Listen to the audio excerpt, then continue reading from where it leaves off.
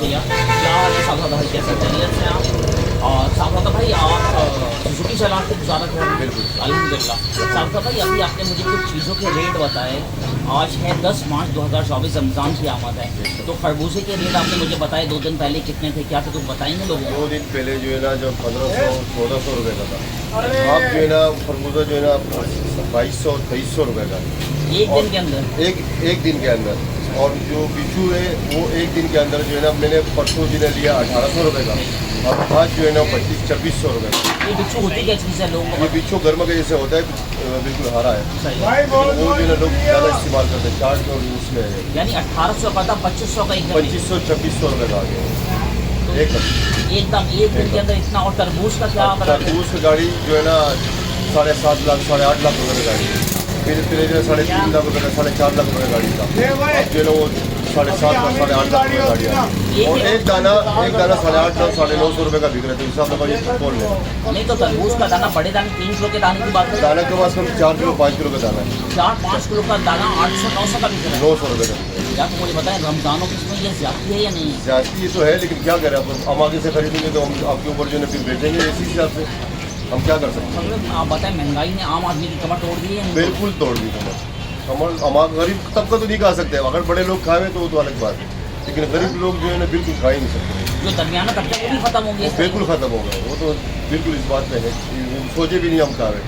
नहीं तो ये पता है महंगाई का फिर क्या इलाज किया जाए? कोई इलाज है या कोई इलाज नहीं? इलाज तो बड़े लोग के साथ तो जो अभी बैठ गए वो करेंगे इलाज, अब क्या करेंगे, वो इलाज तो उन्हीं की बात है।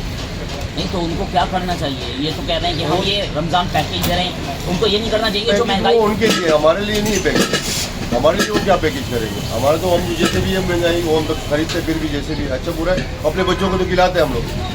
अब मुझे ये बताएं कि ये जो हालात हो रहे हैं, तो लोग खुदकुशियाँ कर रहे हैं, ये चीज़ मजीद बढ़ेगी या कम होती है? ये तो जब खुदकुशियाँ करेंगे तो उनके ऊपर लगाना चाहिए, उनके ऊपर लगाना चाहिए दबा, जो मतलब उनको पकड़े तो भाई ये खुदकुशी क्यों कर रहे हैं, तुम लोगों ने महंगाई की है, हम लोगों ने नहीं की, महंगाई इन लोगों ने की है ना, तो उनको पकड़े समाज से।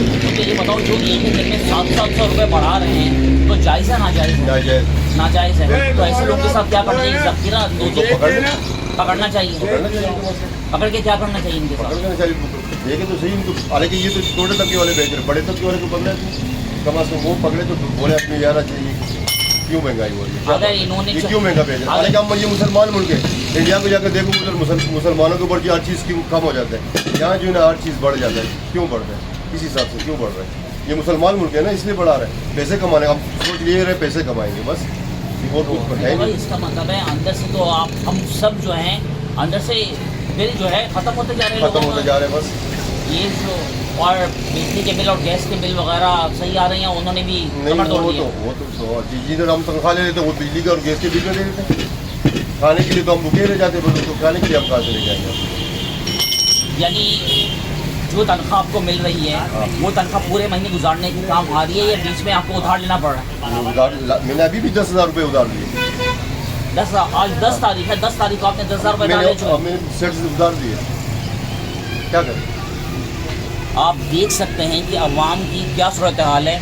और जो लोग ज़ख़ीरा अंदोज़ी कर रहे हैं, लाजमी जो एक दिन में 700 रुपये बढ़ रहे हैं, तो 700 रुपये कोई रॉकेट साइंस नहीं हो रही है यहाँ पे।